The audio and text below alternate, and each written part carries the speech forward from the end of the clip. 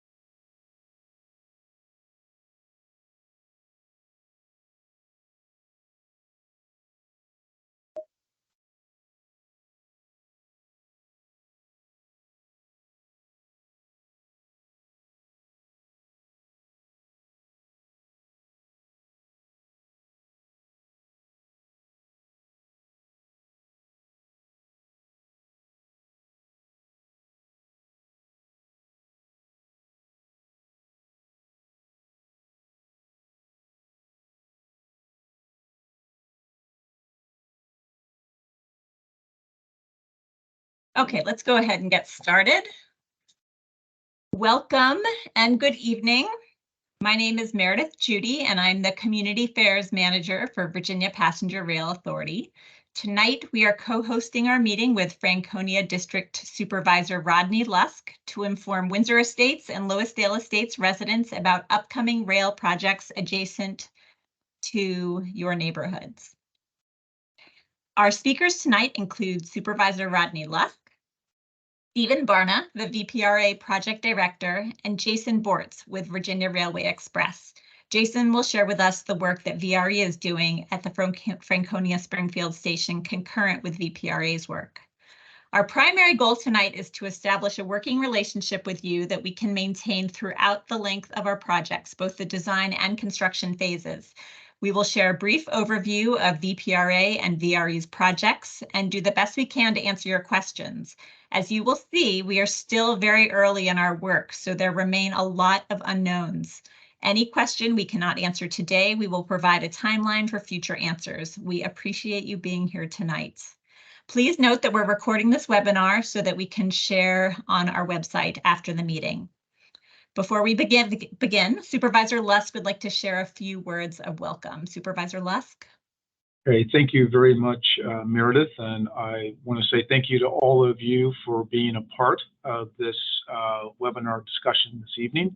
I think it's important for us to hear directly from the community, and we want to share some information on a couple of projects that are specific to the VRE and that are adjacent to your communities.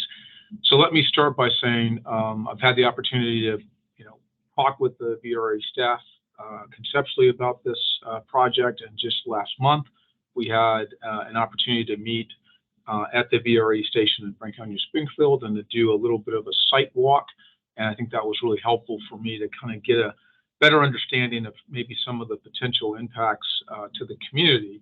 And as a result of that walkthrough, we concluded that this opportunity for the community to hear specific about the project and to ask any questions was going to be really beneficial. I also wanted to make a couple of other points. We hope that many of you were able to receive the flyer that we put together and was made sure was distributed to both of your communities. And I want to say thank you to the volunteers who helped disseminate that, because we ended up going door to door in some cases. So thank you for those who were a part of that effort. Again, we want you to feel free to ask any questions that you have. We want to make sure that we can give you the best information as we know it, but I think what you just heard from Meredith is true. The final design is not completed, so there are going to be some questions we might not be able to answer here tonight, but we'll be able to get you an answer as we continue through the final design stage. But what I like about this is that we have some flexibility to include your comments as we are doing the design. So I hope you see this as a way for us to get that feedback from you and to influence what might be some of the final design features. Again, should you have any questions, please feel free to reach out to myself in my office. We're happy to get engaged and to assist in any way. And I'll go ahead and turn it back over to Meredith to begin the presentation. And again, look forward to hearing all of your feedback and your questions. Thank you, Meredith. All right, thank you, Supervisor Lusk. I'll just go over a few logistics. During the presentation, please use the meeting chat to submit a question to the moderator, to me. We'll answer questions following the presentation. During the Q&A portion of the webinar, you'll be able to use the raise the hand feature to let us know if you have any questions. And when it's your turn to speak, I will activate your microphone. I'll call on you, activate your microphone, and then you'll just need to unmute yourself to ask questions. So we'll go over those again before the Q&A session. But first, I'll hand this over to Stephen Barna, who is VPRA's director for our Franconia area projects. Stephen. Thank you for the introduction, Meredith. Good evening, everyone. And to introduce myself again, I'm Stephen Barna, the Virginia Passenger Rail Authority's Engineering Project Director. I'm in charge of the Franconia Corridor Railroad projects that we will be talking about this evening. At the beginning of a meeting, it is a VPRA practice to start with a safety reminder. Since this is a virtual meeting, I ask everyone to please be aware of safety hazards in your home and/or office. Trip, slip, and fall hazards are everywhere. If anyone has an emergency, please leave the meeting and address the situation. The presentation will be posted to the VPRA website.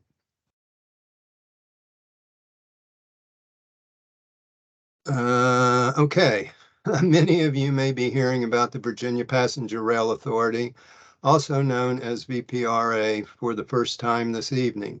The Virginia Passenger Rail Authority is an independent authority created by the Virginia General Assembly in 2020 to promote and expand the availability of passenger and commuter rail service in the Commonwealth.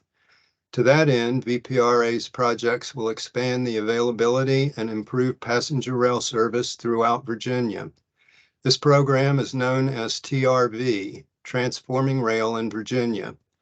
Partnering with Amtrak, Virginia Railway Express, and Norfolk Southern and CSX freight railroads, VPRA is working to provide passenger rail service throughout the Commonwealth that is convenient and affordable. Next slide, please.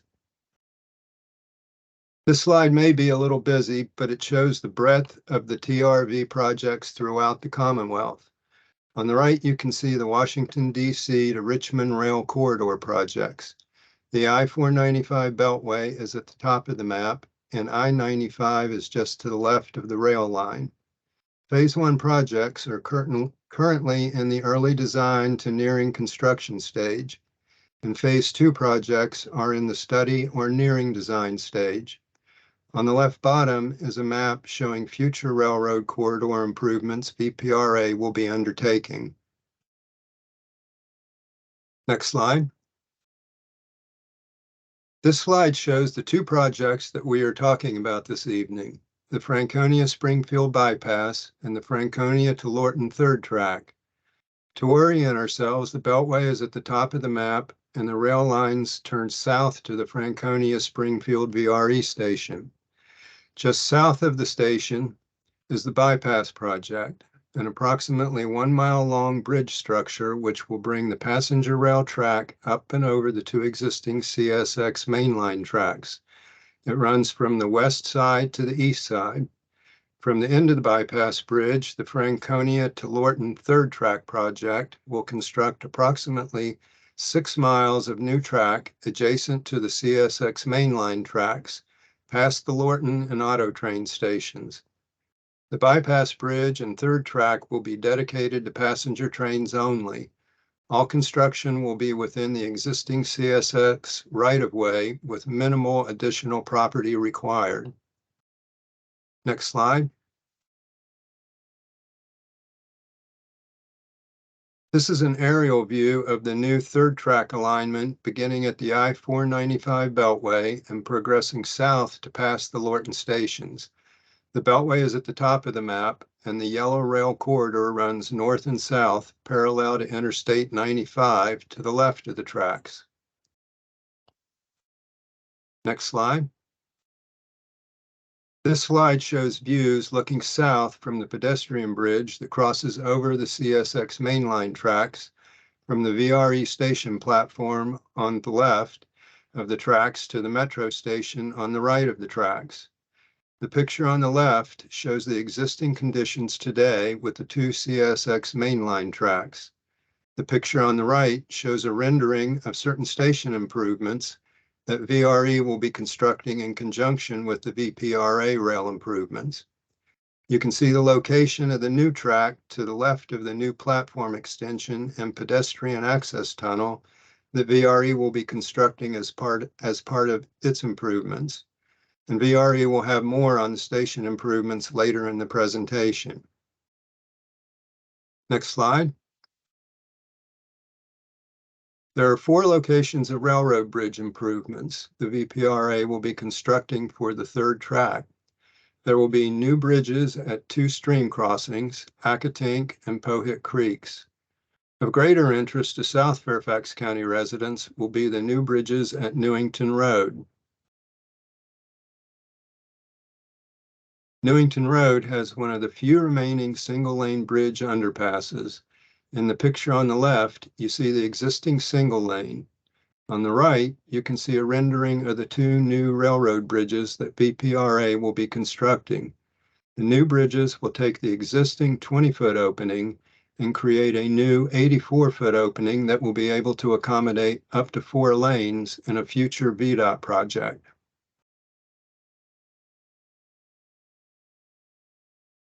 The last new bridge will be at Lorton Road. At this location, a new bridge will be added to the existing bridge. The picture on the left is the existing condition looking west down Lorton Road. The picture on the right is a rendering of the new bridge and piers. They will not encroach on the existing roadway.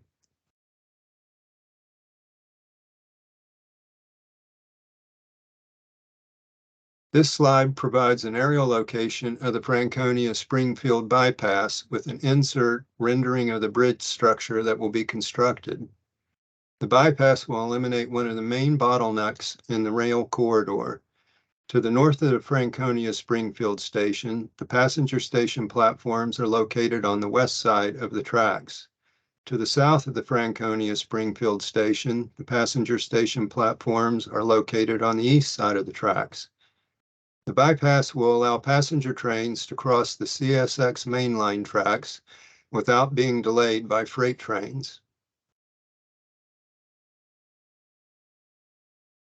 These are engineering aerial renderings of the bypass bridge structure looking south and north. As can be seen, it is a somewhat unique railroad structure. This railroad flyover will be only the second of its kind in the United States.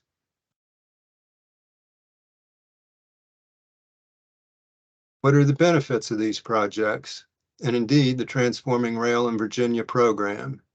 The ability to keep freight trains and passenger trains separate from each other will allow both Amtrak and VRE to increase passenger service to and through our region by increasing the number of trains and reducing wait times.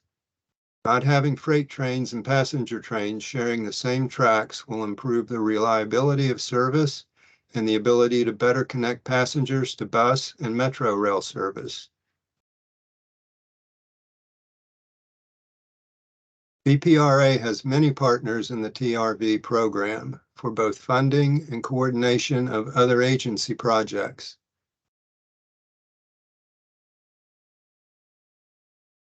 This slide presents the milestones for developing and completing the Franconia Corridor projects. Both projects are currently at complete 30% designs.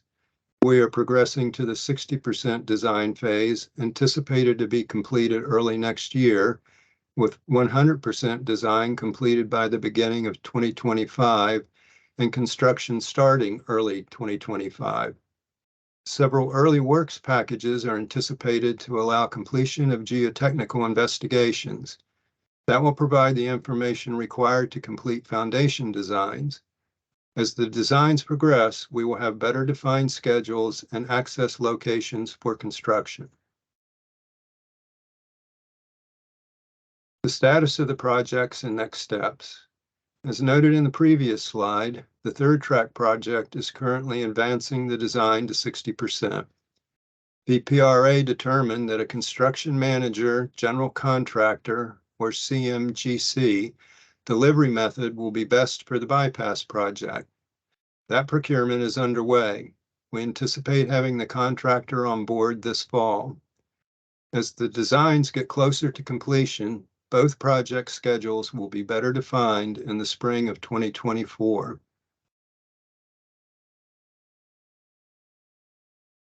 And I'll turn it over to Jason Bortz with VRE. Thank you for that, Stephen. So I am Jason Bortz with the Virginia Railway Express, and I'm the project manager for the improvements at the Franconia-Springfield station. On your screen, you can see the footprint of the project. To get your bearings, off the right-hand side of the screen is the Franconia-Springfield Parkway, and in the bottom left corner is the cul-de-sac at the end of Berry Road. Primarily, we are extending our platforms. That work is shown in pink. That will allow us to consistently board 8-car trains, which means longer trains, shorter boarding times, which will help as we try to increase frequency of service in the future. On the left-hand side of the photo, you'll see a large section in green that heads down towards the cul-de-sac. That is a ramp and pedestrian tunnel, which you were able to see a bit of in some of the renderings that Stephen showed. Ultimately, that is necessary due to the new third track. It maintains the pedestrian and bike access that is currently available from Berry Road. Next slide. Yep, thank you. So these are some cross sections of what that tunnel looks like. I think Stephen's renderings actually showed it a little bit better. These are a little bit more technical, but just to show that in the top drawing, ultimately the tunnel is well below the surface of the ground. And as it gets closer to the station, you'll see what you see in the bottom cross section, which is that it's actually sticking up above the ground. There's a roof on it to keep rain out, but it would be open air otherwise.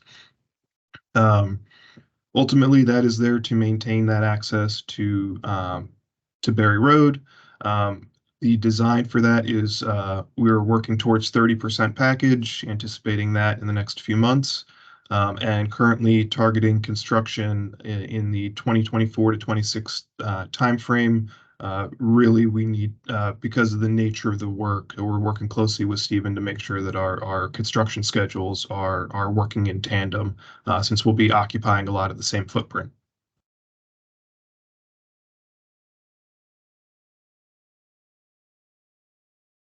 Okay, from previous public meetings and events, we've had recurring questions from the public, and I can address some of the more frequent ones now. Again, as the designs progress and the CMGC contractor comes on board at the end of the year, we will have more precise answers. A very frequent recurring question is, when is construction expected to occur, and how long will it take to complete the projects?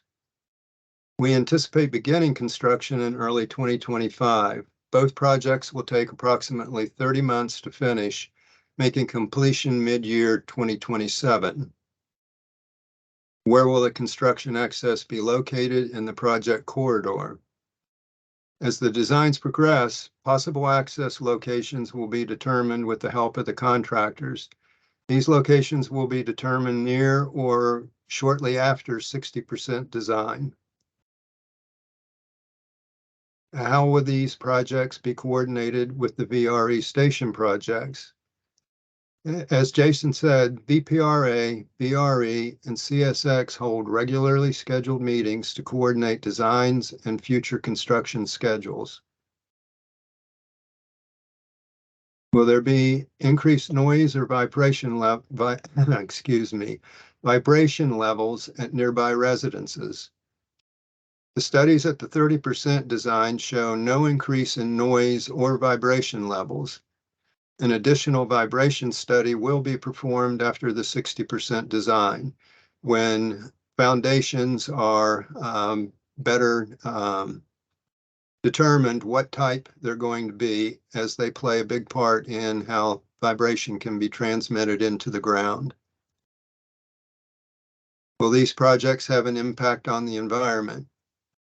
VPRA and CSX will follow all Commonwealth and federal environmental permitting requirements. We're attempting to keep our footprint outside of the CSX corridor for access, laydown yards, etc., to a minimum. We do have to follow all of the federal and Commonwealth requirements. Next slide. Thank you for your time and interest in our projects and for being here this evening. I will now turn it back to Meredith for the question and answer portion of the meeting. Thank you, Stephen. We will have a question and answer session in just a moment, but first I want to summarize the ways to keep in touch with us. As you may know, all of our materials from our June public outreach are posted on our project website. That includes a frequently asked questions summary, boards, slides, and a video from the June virtual meeting. We will also post a video of tonight's meeting for any residents of Windsor Estates and Lewisdale Estates who could not attend tonight. We have the email addresses for everyone who registered here tonight. If you know someone who would like to stay informed but could not attend tonight, please have them send us their email address. So let's move into our question and answer session. Please use the raise hand feature to let us know if you have any questions. I will call on you, then I'll activate your microphone and you may unmute yourself to ask a question. Are there any questions? You can use the raise hand function. All right, Mr. Chenevy, I believe I'm saying that correct. I'm gonna unmute you.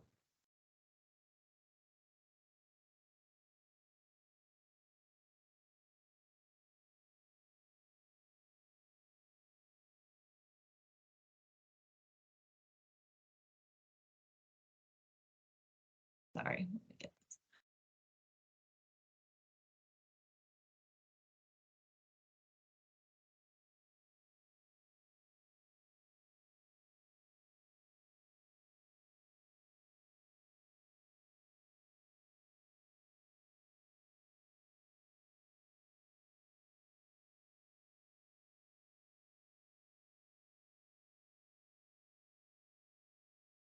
Mr. Chenevy, are you able to speak?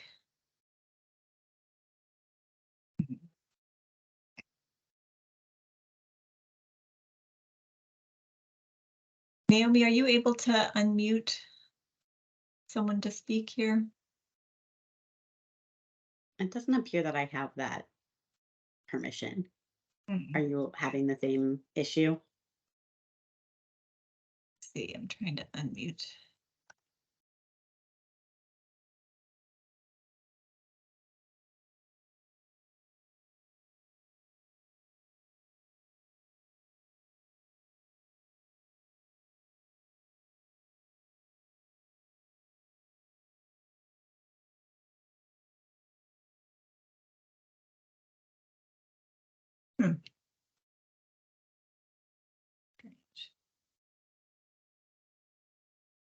Meredith, if you have to, that maybe the question could go to the chat and then answer it from there. Okay, why don't we do that? Just to keep it going. To keep it moving, that's a good Yep. idea. Okay, well, if we could get folks to put their questions in the chat.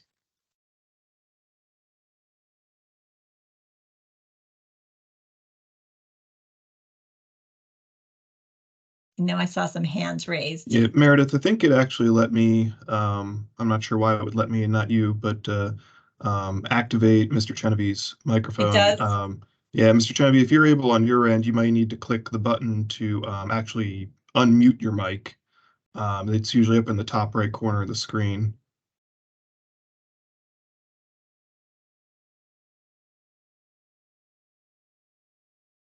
Okay, it had removed the disable button. But But certainly, maybe go to the chat for now and see the question came in.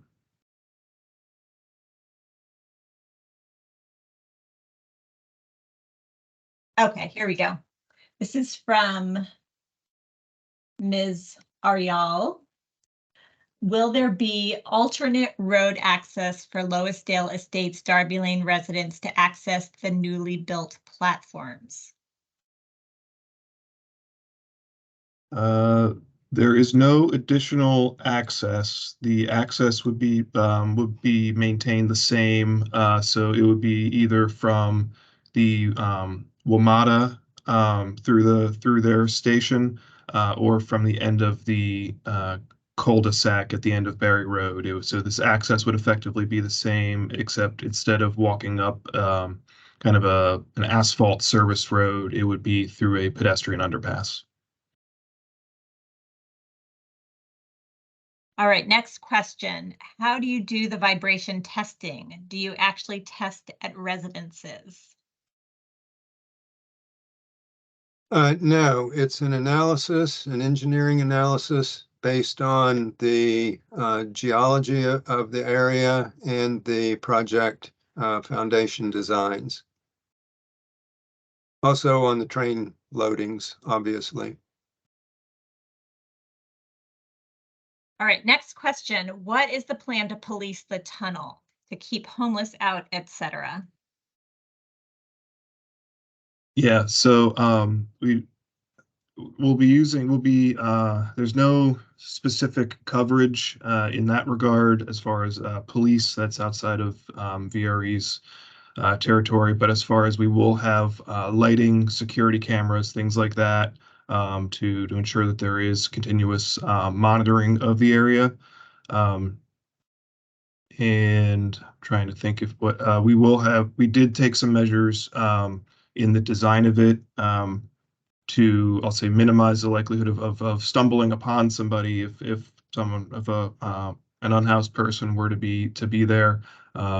Things like trying to make the turn in the tunnel not a hard 90-degree turn, so you could see a little better around it, and adding a convex mirror at the corner so you could see around it, so you're not caught off guard as you walk around the corner by people going in the opposite direction or things like that. Great, thank you, Jason. Mhm. Next question. For the bridge bypass, how high will the new rail surface be above the existing track height? The new rail surface at the top of the bridges will be approximately 30 feet higher than the existing rails are. That allows for double-decked trains, double cargo boxes, and the structure itself, the construction of the structure. It may be a little higher. It depends on how the final designs work out, what the actual bridge elements are going to be. We'll have a better idea of that at 60%. Things will be fixed at that point. So that's when we'll know what the actual bridge elements are going to be.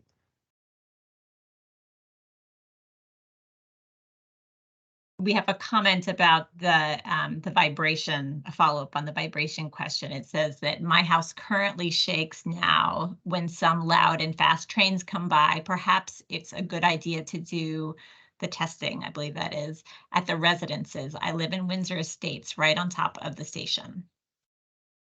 Well, we have no plans at this point to do testing after construction. The analysis is done prior to construction to see if it will be worse than it is now or different than it is now. And that's about the best we can say. We will, if at that point we have issues where vibrations shown to be increased over what it is now, we'll have to take a hard look at the design and see what can be done. But at this time, the existing conditions out there are not under the current designs anticipated to be worse than they are now.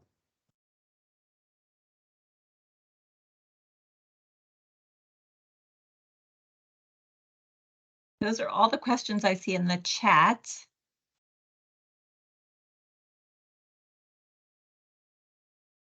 Oh, let's see.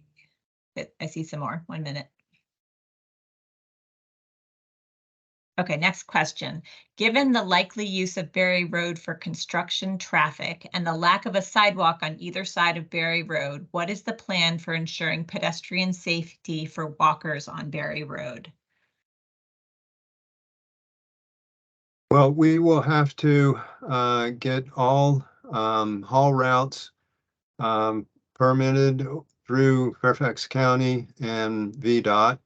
And we will have to make sure that all of the traffic is handled in a safe and expeditious manner.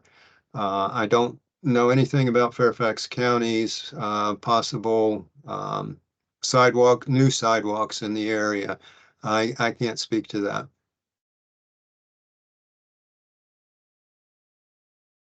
Next question. Are vibration and noise data available for the other existing bridge bypass project that could serve as a baseline for local predictions? I'm not aware of what kind of information would exist for the existing flyover, but it would be a totally different condition, different geology that the foundations are set upon. And I'm not sure that anything that would come from that would really be applicable to where we are.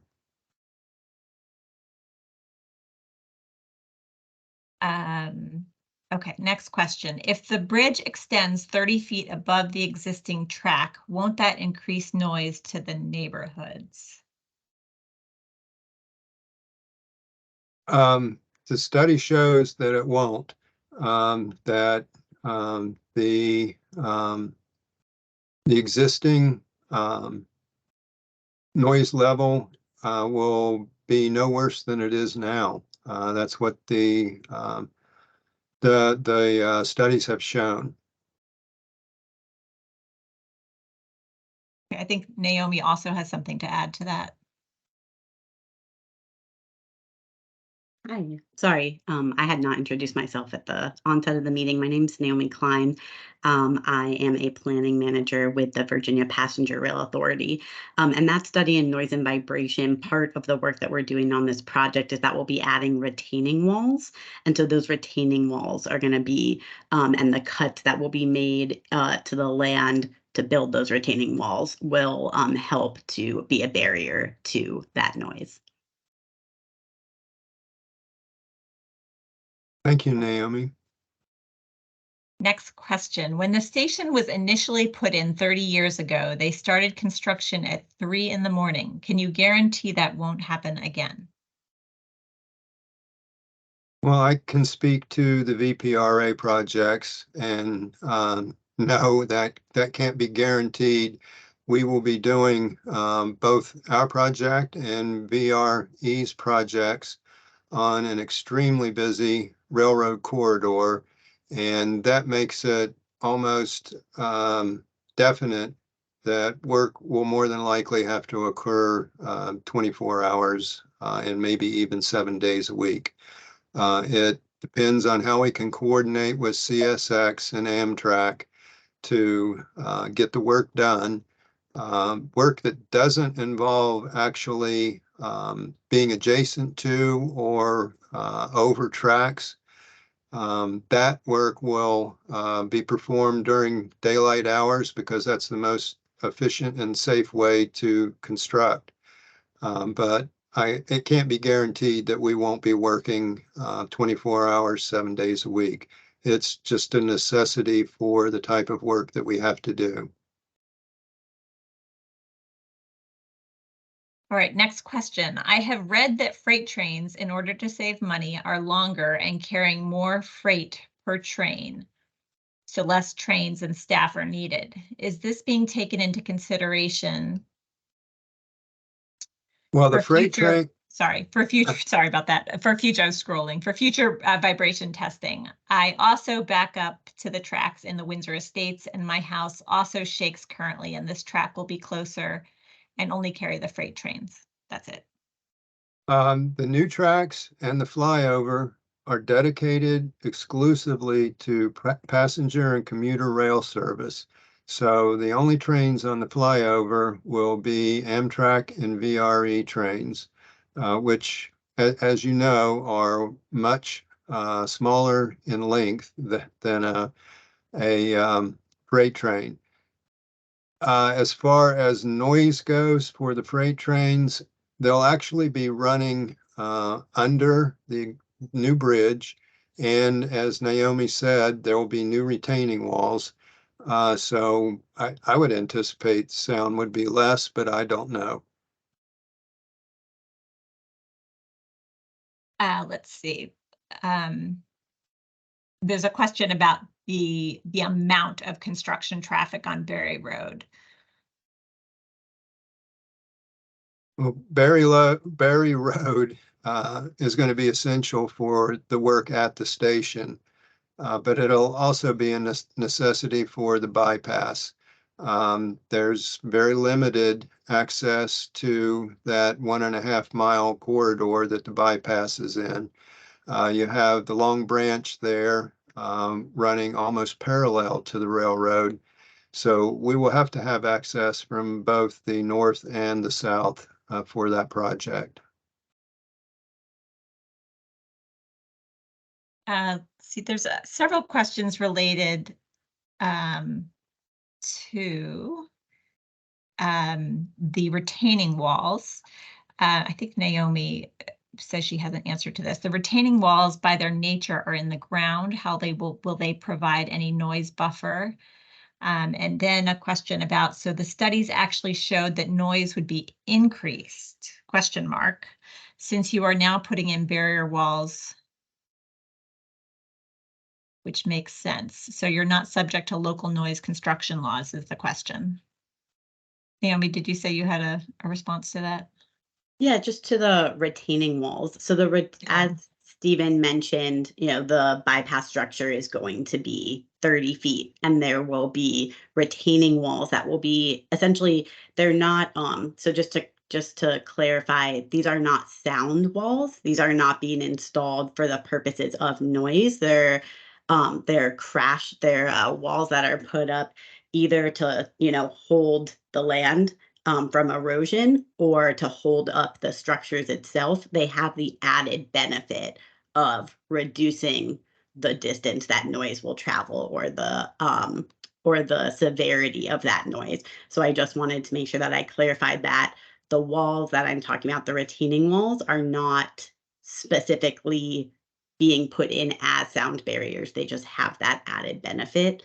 And then to the question of, sorry, I'm trying to find the question again about the local noise. This is, so they're asking if we're subject to local noise and construction laws. Yes, we are subject to local noise and construction laws. And maybe that is in regards to, we were talking about doing nighttime work.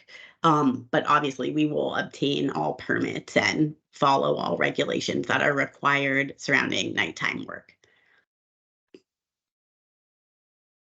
Now we have a question about for the Newington Highway Bridge project. Is there a plan to accommodate pedestrian traffic through that area or across the tracks?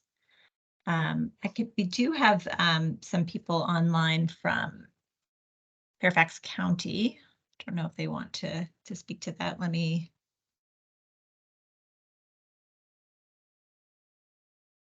Oh, maybe we don't anymore. Oh, there we go. Yep. I can probably address that. Okay, all right.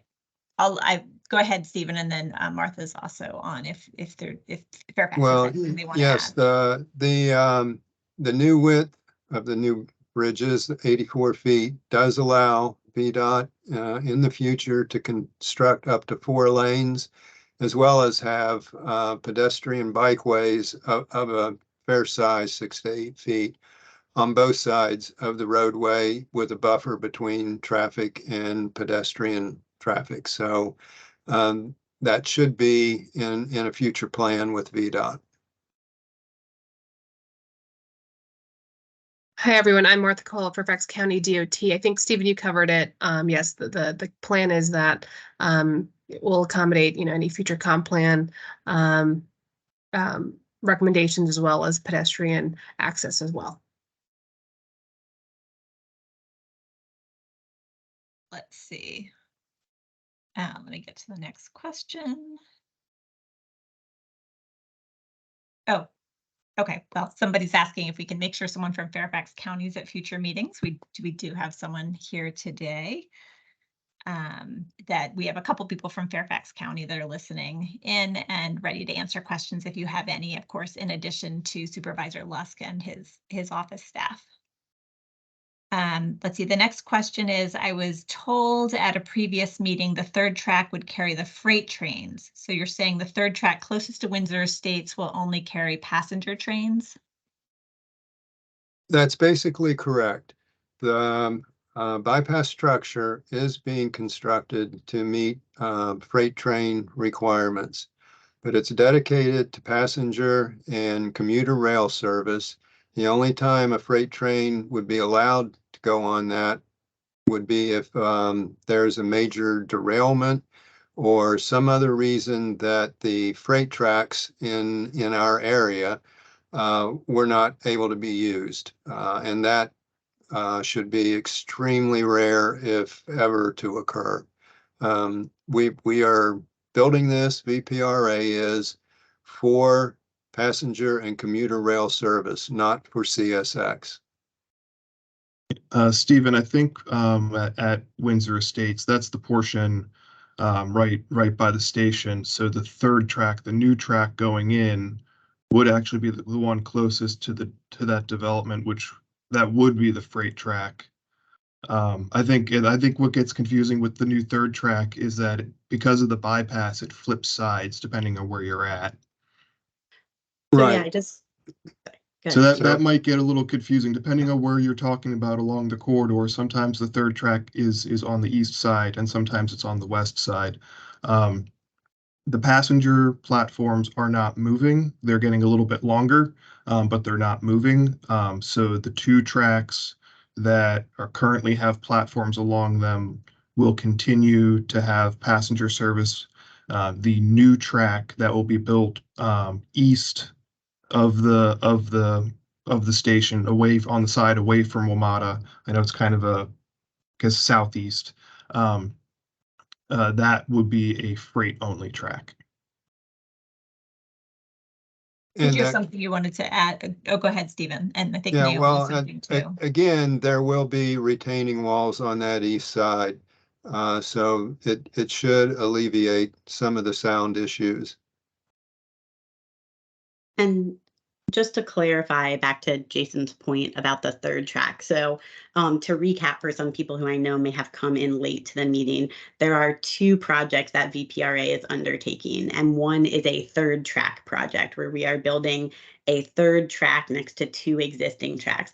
Those three tracks will be interoperable, meaning both freight and passenger rail will be able to use all three tracks. It will be built for that purpose. And the benefit of adding that third track is that there will be additional capacity. And so freight and passenger rail won't have to negotiate as much to be able to provide service. The second project is a bypass project. It is essentially a bridge that we're building a track to cross over.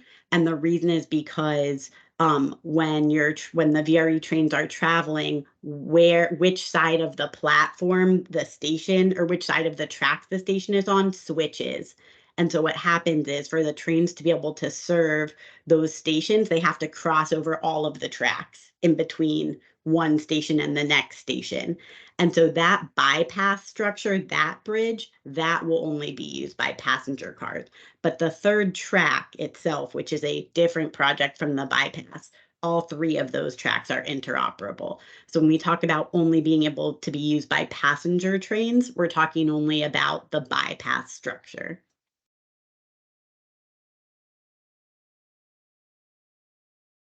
All right, another question. Thank you, Naomi. Another question expressing concern about Berry Road not able to handle the construction workload. Will we maintain and improve it? Well, it will be a requirement by Fairfax County and VDOT on any roadway that is identified and used as a haul route, that it be maintained, and should there be serious damage, it would have to be repaired by the project's contractor. So it won't be, how to put this, improved, but it has to be maintained in its current state and turned back over in its current state.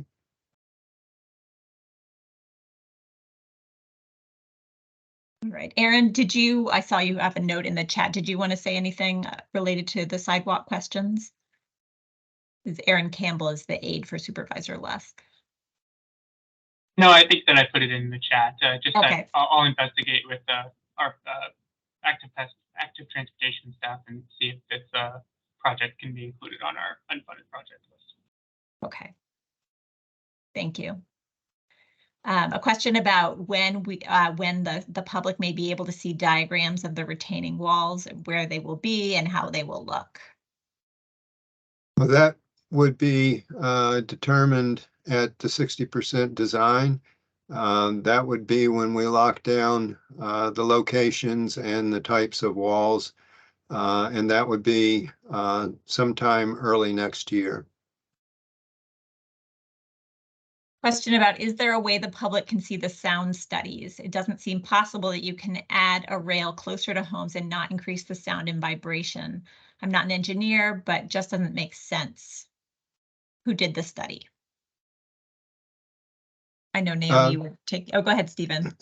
Well, I was going to say, Naomi might be able to address that. Yeah. I can't. Yeah. Will you take the next question while I go get through my email to answer that last part of who did the study and get back to you? Yes, absolutely. Thanks. Okay, let's see. Oh, I think that is our last question in the chat right now.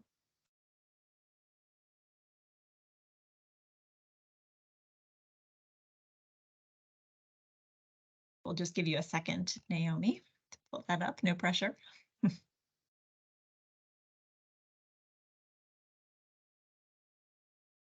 Yeah, so the answer is that the noise and vibration assessment was done as part of the environmental NEPA process, and it was actually done by the Virginia Department of Rail and Public Transportation, DRPT, and that was before our organization, the Virginia Passenger Rail Association, was formed.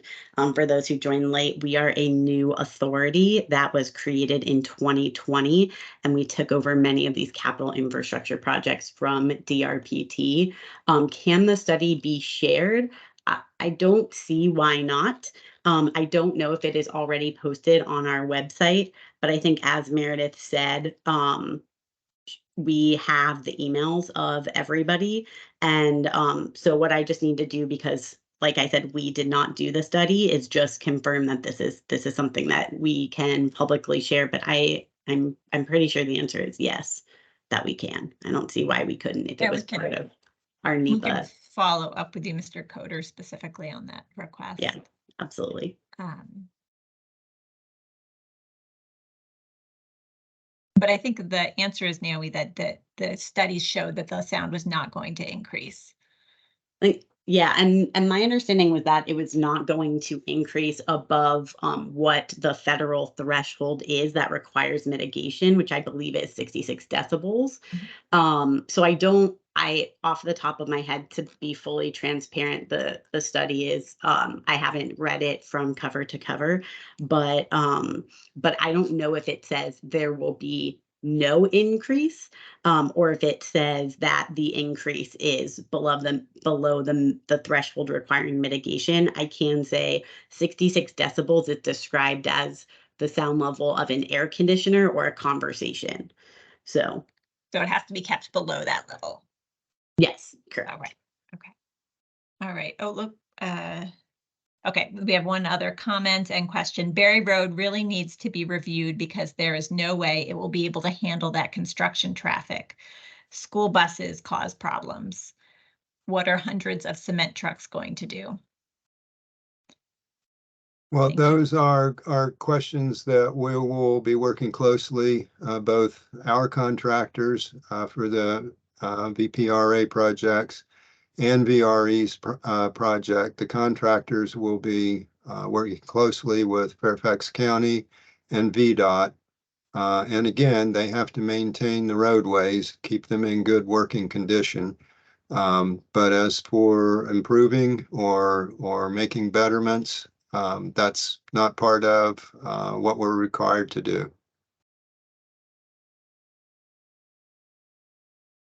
All right, those are all the questions I see in the chat.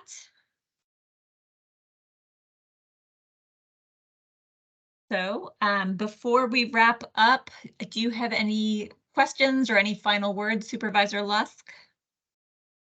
Yes, I'll just say again, I appreciate the engagement by the community. The questions are very good, and I will make sure that we can provide some answers on the ones that are still outstanding. So we'll work with VPRA and Virginia Rail to get those back to you as well. And I'll say, I know that we might have to think about maybe another meeting at some point. So this is a discussion I'll have with the team here in terms of maybe a follow-up as we're getting closer in the design. Because I think, as we said earlier, we're not at, full design. So there might be some additional things that come as a result of that additional engineering. So that could necessitate us coming back and having a follow-up conversation. So I just want to put that on the table as well. And again, appreciate all of the folks here from the county and the state who are very, very engaged with this project. Thank you. All right, thank you, Supervisor Lusk, and thank you everybody for attending tonight. This is the end of our webinar. Let's see, the next slide should have our contact information once again, ways to reach us so that we can keep you informed, any questions that you have along the way. Thank you very much for being here tonight, and we look forward to continuing the dialogue with you. Good night.